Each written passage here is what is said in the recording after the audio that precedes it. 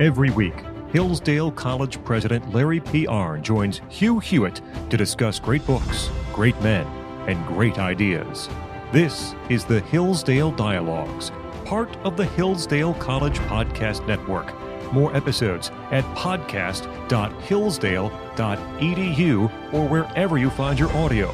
Also at the Hillsdale College Podcast Network, check out the Radio Free Hillsdale Hour, the Hillsdale College K-12 Classical Education Podcast, The Larry P. Arnn Show, and more, all at podcast.hillsdale.edu. Morning glory, America. Bonjour, hi, Canada. That music means it is the last radio hour of the week, the Hillsdale Dialogue. All things Hillsdale can be found at hillsdale.edu.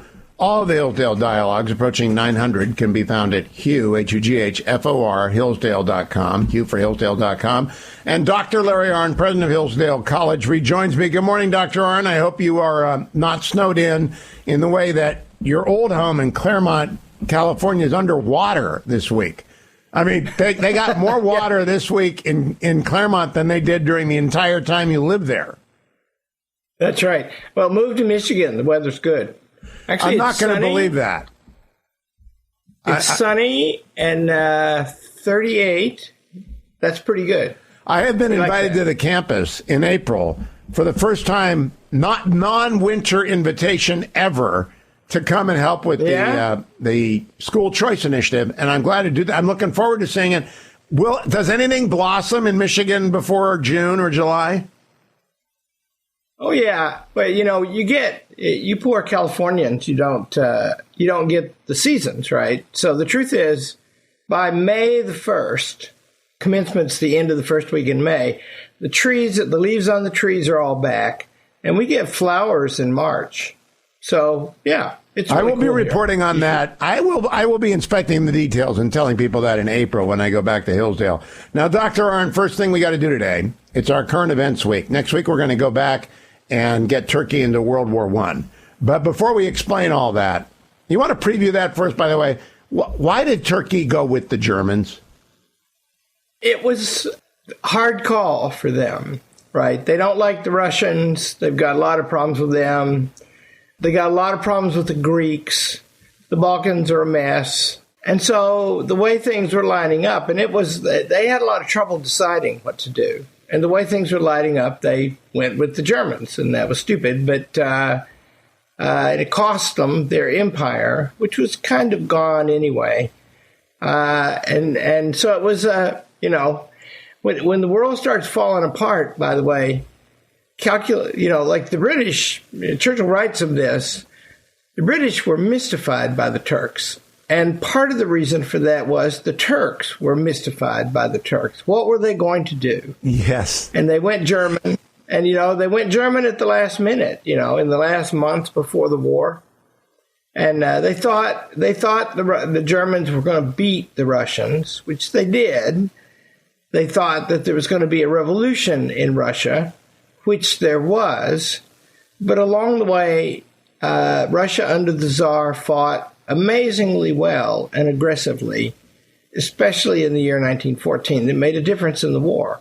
It just goes to show, when you're signing up with a superpower, you better pick the right one, because there wasn't an Ottoman Empire at the end of that. I mean, how would you pick? Let me think of an equivalent. Well, Turkey right now is revolving between... Yes, it is. Us and Russia, and Russia is allied with China and Iran. I think our marvels of American diplomacy have made allies out of natural bitter enemies. And which way is Turkey going to go? Turkey is so my colleague here, Paul Ray, who's been on the show, very wise historian, he lived in Turkey for a while, and he thinks of what Erdogan in Turkey is doing is, first of all, he's not going to turn it into a purely Muslim clerical state. He would lose power from that. But on the other hand, he drove out the Ataturk forces who had reformed Turkey away from Islam by siding with it too. And so Paul presents him as playing a middle game.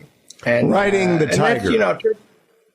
That's right. And Turkey's done that, I mean, if you, this morning I got out a map, because of where we're going to talk about when we get to the First World War, and people should get out a map and look at where all those places are.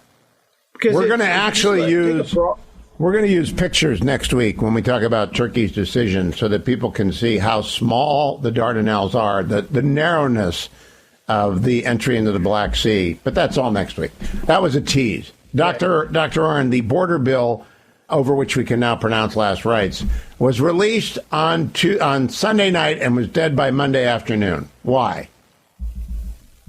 Well, it has those two features that doomed it. One is it is somewhat better than what we got in some important ways. There's an article in the Wall Street Journal about that.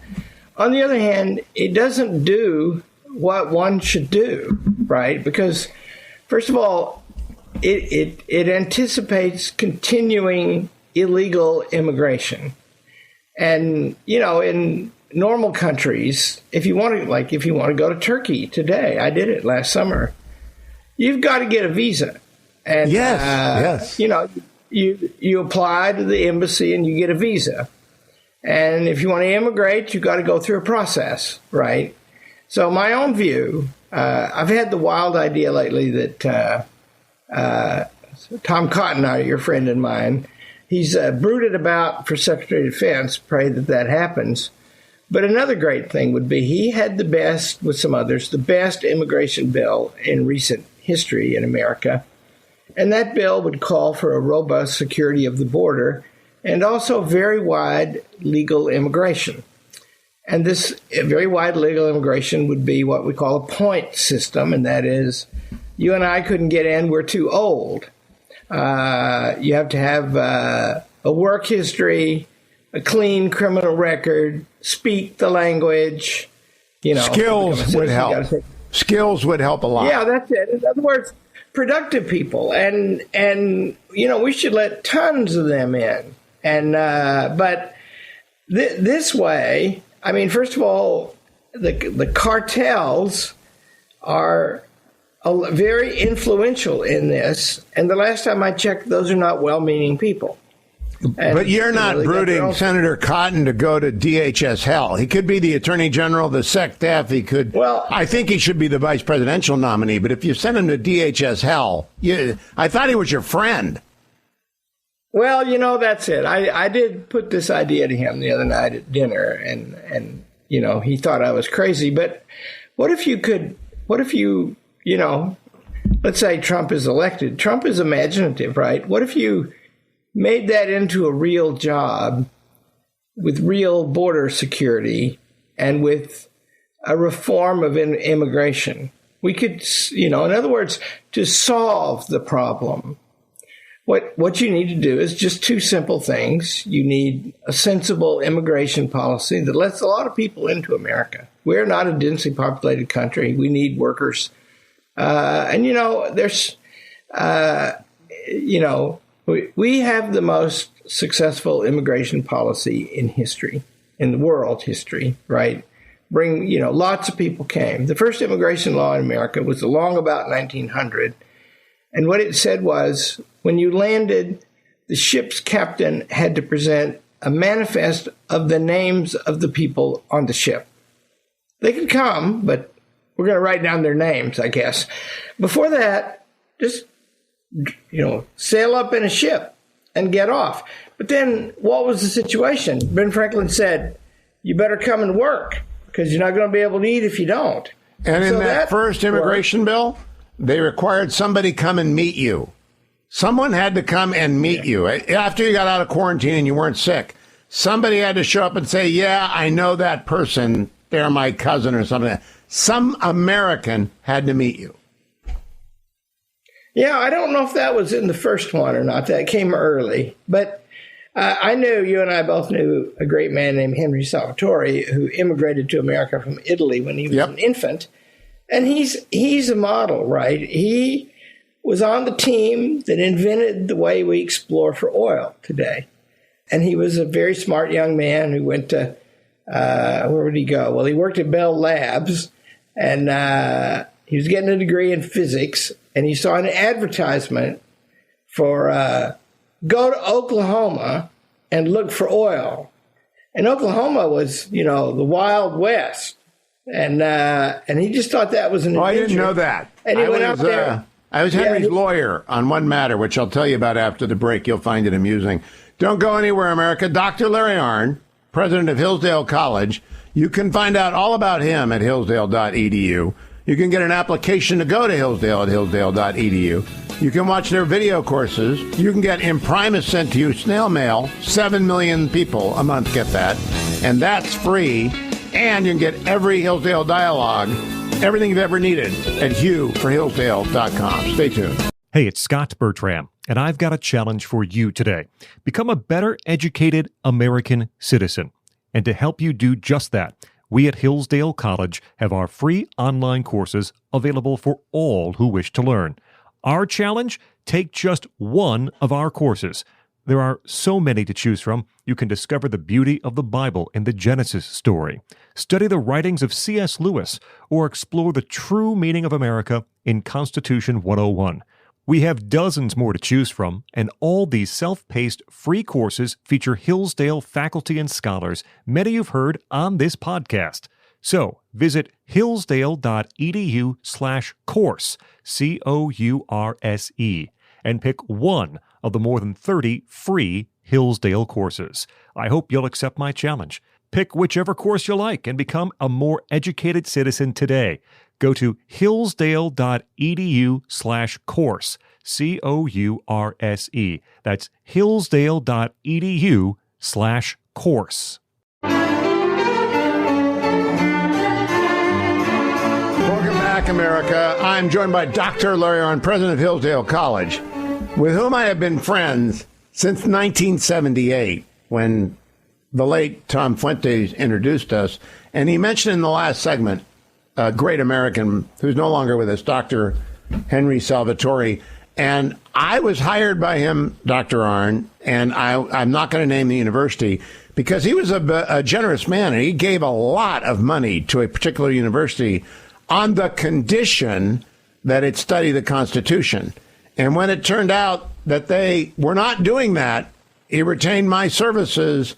And sure enough, he said, give me my money back or get it done right. And the university changed its mind and did it right. I don't know how often universities do that to donors, but they didn't do it to Henry Salvator.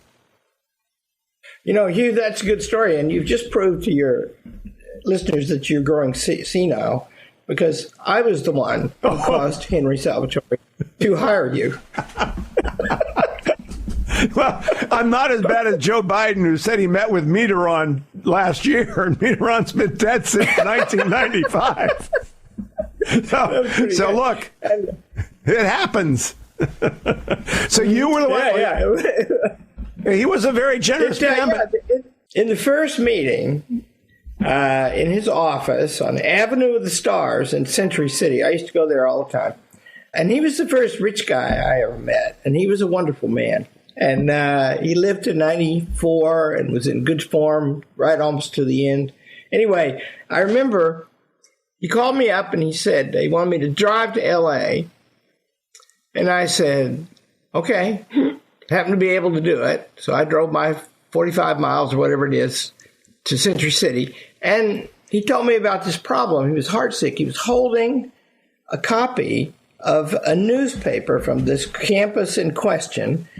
And it said that it actually said in the baldest language what they were going to do. And it was the opposite of what he had given them the money for.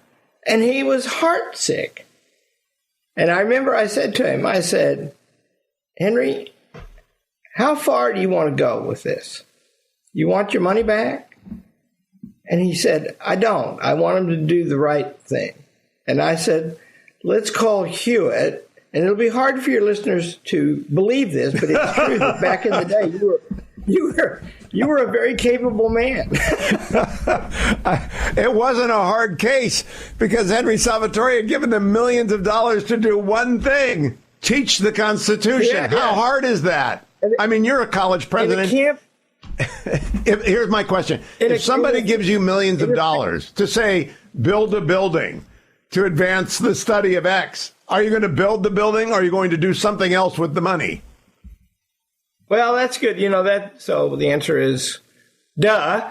I mean, the other thing is, colleges, what's wrong? I was just on a panel down in Miami about all these crazy colleges in the Ivy League, right? What's wrong with them? Well, they've broken their original contract. They've broken the reason for their being. And so if you get a bunch of people together on a campus and say, we are going earnestly to seek the truth about the most important things, and we're going to agree to get along with each other while we do it, then you can have harmony on your campus. But if you say, we're into social engineering and we're going to train you to be activists for that, which is explicit statements from Harvard, then what? They're going to all fall to fighting about exactly, because we're all seeking power now. That's what we're here to do. And to learn seriously, the first thing you have to do is forget about yourself. You also have to forget about consequences, right? In other words, there's no better training for young people than to say, what is this thing we're looking at? Forget what we think about it. Forget what we think its consequences are. What is this thing? That's classic philosophy right there. That's what they do. And some of them got killed for it because it's revolutionary. And it's very good for a person. And it breeds harmony, right? Because you just get used to that. And then all of a sudden you're having these interesting discussions about what the thing is. And there's as many opinions and more as there are people. But and that's you're looking at that thing. That's a college. And someone gives the college money and says, do X with it. If the college doesn't do X with it, stop giving them money and go get it back. That does not happen at Hillsdale. All things Hillsdale at hillsdale.edu. I'll be right back with Dr. Larry Arnn, president of Hillsdale College, when we return. Stay with us.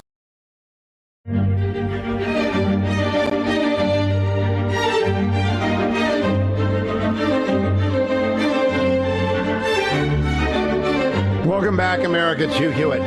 When the border bill got crushed in about 24 hours, it left in doubt, what will we do about Israel, Ukraine, and Taiwan aid? What will we do about shipbuilding? And there will be an effort made to revive that. The former National Security Advisor, Ambassador Robert O'Brien. I'm joined by Dr. Larry Arnn. This is the Hillsdale Dialogue in the last radio hour of every week. And every 3 or 4 weeks, I make Dr. Arnn talk. Now, Hillsdale's nonpartisan. Not Democrat, not Republican, but I make him talk about the news, and he presents it greatly, but people want to know. So Dr. Arnn, Robert O'Brien, the ambassador who served as the National Security Advisor to former President Trump, and probably would do so again if he wasn't the Secretary of State, has gone to D.C. with an idea, which is a lot of Republicans don't want to give any more money to Ukraine because it's corrupt. So he is suggesting we are going to give them weaponry, only weapons. Send them ATACMS, send them F-16, send them missiles and rockets and long-range artillery and shells. No money. What do you think of that idea? Do you think that'll fly through the Republican caucus? No, I don't. I guess I don't have a hard opinion about Ukraine except one, and that is, we need to be building weapons, and we're not. And we're short of bullets. I was told that by somebody who knows things like this, so here's some gossip for you. This is talk radio. You can do it. But I attest that the man might know. Israel sent a whole bunch of weapons to Ukraine, ammunition and weapons, and they are short now, and we can't resupply them. I read with rejoicing that Israel is planning to produce more of its own weapons, which I think we should encourage all of our allies to do, because China's navy is larger than ours now.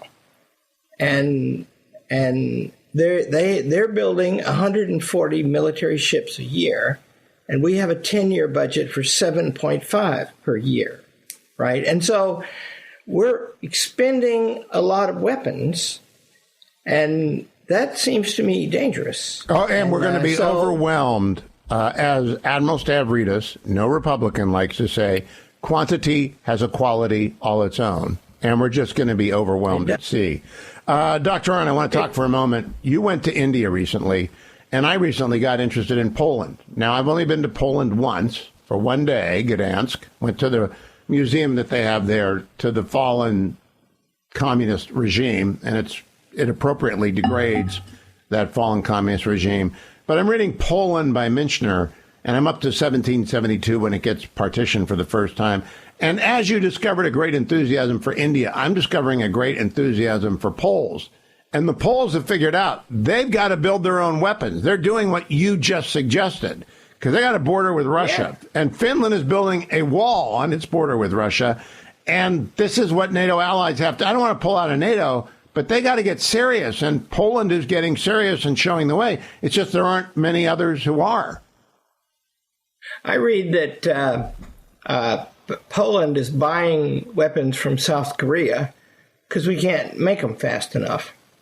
I read that we have the great clear naval superiority we have is submarines. And apparently we have money appropriated for 3 a year, but we can only build 1.5 a year. That's correct. Because some parts come from China, and that's all they'll give us. And that's, in other words, like if you just, we like to talk about Winston Churchill here, and the past doesn't repeat itself. Maybe it rhymes. But what did he do, right? First of all, Churchill in peacetime, he never wanted to build more weapons than he thought they needed. And he always tried to avoid war. But when Hitler starts approaching, he starts calling for weapons. He doesn't call for war. Not until 1938 did he think, go to war. And that's because Czechoslovakia was about to be overrun, which Britain permitted to happen. And they had a big army, and they would lose that army and their munitions industry if they let them be overrun. But the great battles over defense that Churchill won eventually, almost single-handedly in the Parliament, that was a major national fight over how many ships and airplanes are we going to build. See, and that's the debate we should be having today. Well, Senator Cotton on Tuesday on this program praised Senator Susan Collins of Maine, who had done the work on the now dead border bill. It had provisions for Taiwan, provisions for Ukraine, provisions for Israel, provisions for the United States shipbuilding industry, and the border bill. The border bill killed it all. Senator Cotton pointing out Senator Collins, who had done the defense part of it, had done a great deal of good work. She'd gotten a lot of money with which to build weapons. And he's hoping that we can resurrect that part without resurrecting the border part, in which case I think Republicans would go along with sending some of the weapons that we can reproduce. We ought not to draw down too low, because the Houthis, the way we're playing this, and I got to ask you, they fire a $100 drone at us, which we shoot down with $1 million missile. That is not a good exchange. Yeah, well, we're richer than they are, but nobody's that much richer.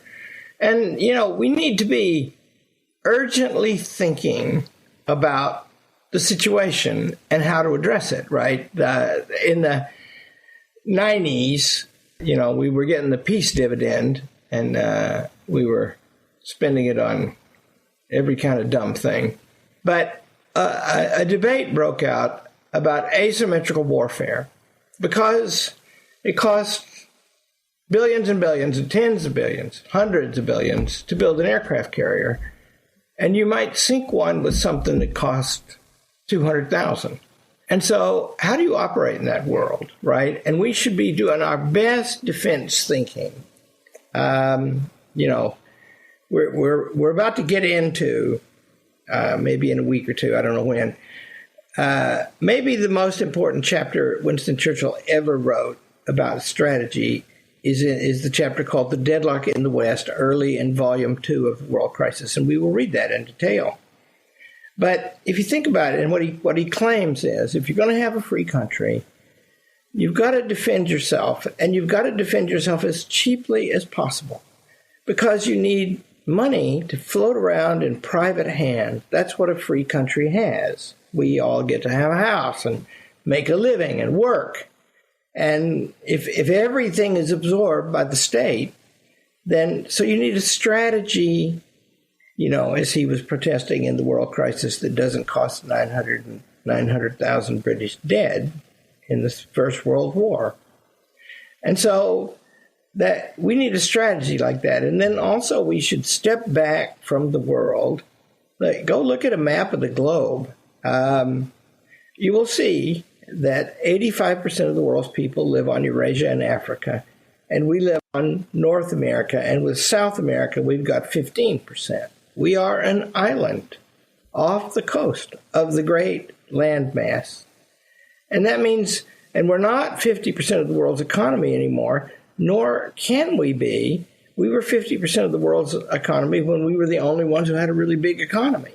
But there's a bunch of countries that do now. And that's not going to happen again. And the question becomes, and it brings into focus my question about Israel. We do have allies. We should support them.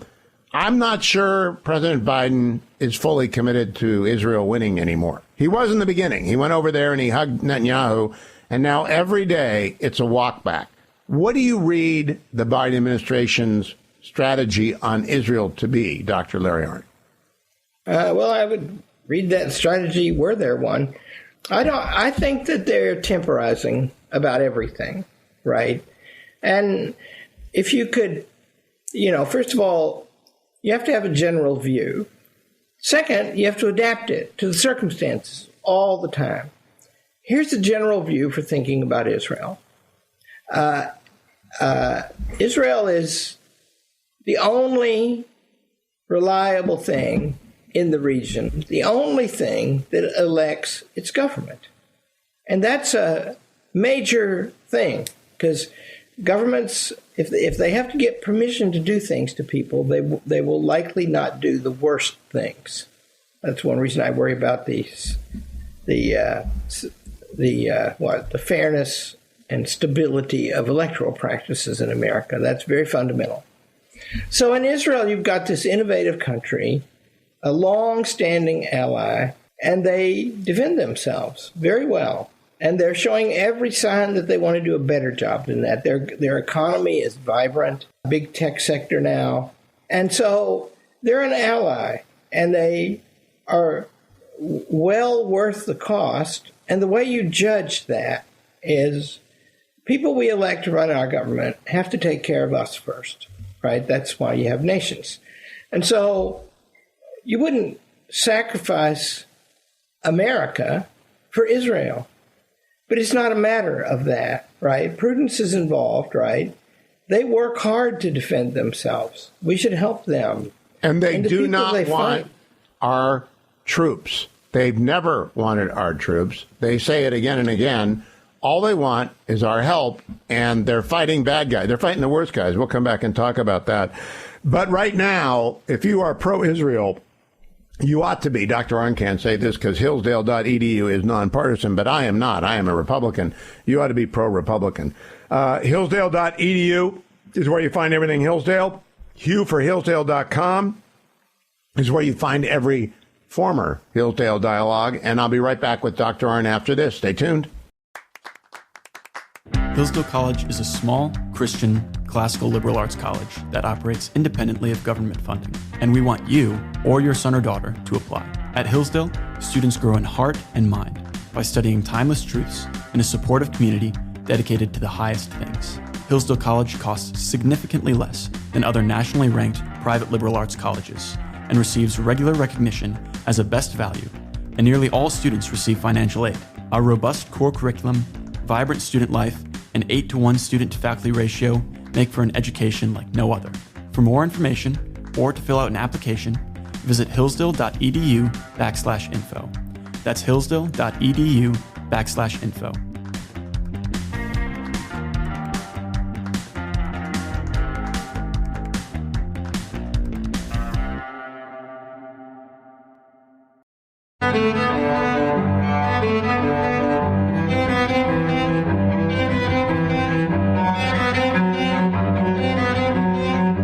Now we go into pure speculation. Dr. Larry Arnn doesn't like this because he prefers to deal with facts and history, but he is a historian, so I like him to speculate. I always ask historians to look forward. All things Hillsdale found at hillsdale.edu, including your application, young person who wants a real education. President Arnn, President Biden's polls are historically awful. They are Richard Nixon, August of 1974, awful. They are Jerry Ford, week after the pardon of Nixon, awful. The NBC News poll released on Sunday showed that only 23% of America thinks he is more physically fit and mentally capable than Donald Trump, which means he's lost half his party as well as all the independents. Which way is this? Do you think he's going to be the nominee? Well, I have not thought that. And I guess if I had to bet $1,000 today, I would still think that. But it is kind of getting late. And a wise man that I won't name, but his name's come up in this conversation already, said to me, very hard to unseat a sitting president for a nomination. So maybe he will be. And then the question arose is who do they get? And by what mechanism? They have these super delegates, and I don't know quite how that works, but it means that the Democratic Party seems to be more centralized in its control than is the Republican Party. And if that's true, then they could dump him, and they surely must want to. Well, here's my question to you. You are the president of Hillsdale. Hillsdale's a small place, but it's a significant place. And people see you walking around the campus. They see you once a week on this hour. They see you at speeches around the country. If nobody saw the president of Hillsdale College, what would be the reaction? I mean, if you never had a conversation with anybody, if you just stayed in your office and somebody put out memos in your name, would the college oblige that? Well, first of all, I would be unhappy. I like the college. So, my favorite thing is to wander around and abuse the students. And I teach every term, right? And so, I don't believe that people, think I'm essential to their being. They think that I'm a good president of the college, and if I look healthy and walk around and do my job, that's a sign of stability. And so, I wish, there's nobody I fancy. There's nobody who loves the government of the United States than I. And I have studied it all my life. I don't like this government, and I don't like politics being involved in everything. It's not supposed to be, right? The purpose of the government of the United States is for people to live their lives and protect them in that. Right. And heck, we're trying to run every classroom in America from centralized offices staffed by people who never go in classrooms. And that's just the wrong kind of government. It's a difference in kind. And so this whole idea, in a better world, like right now, the president should be very important because there are 17 clauses, if I remember correctly, in Article 1, Section 8 that tells what the Congress may legislate about. And 9 of them have to do with the defense of the nation. The others have to do almost all with guaranteeing a national system of commerce so you don't have you have stable money and weights and measures, and you have no tariffs between the states. That's the purpose of the federal government. Well, foreign policy is critical right now. So we do need a vigorous president to work on that. Energy in the executive is what Hamilton said. And last week we bombed 3 different countries with 85 different strikes. First time in modern American history since television has existed that we essentially attacked 3 countries. One of them our ostensible ally, Iraq. And the President of the United States did not appear on camera to explain it. Do you find that disturbing? Well, he's not very good on camera, so I was okay with it. But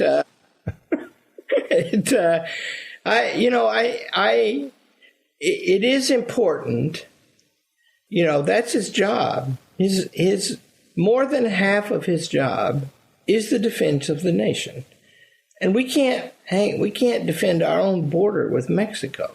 And so that's just raw incompetence. And look, if you imagine a pie chart that changes.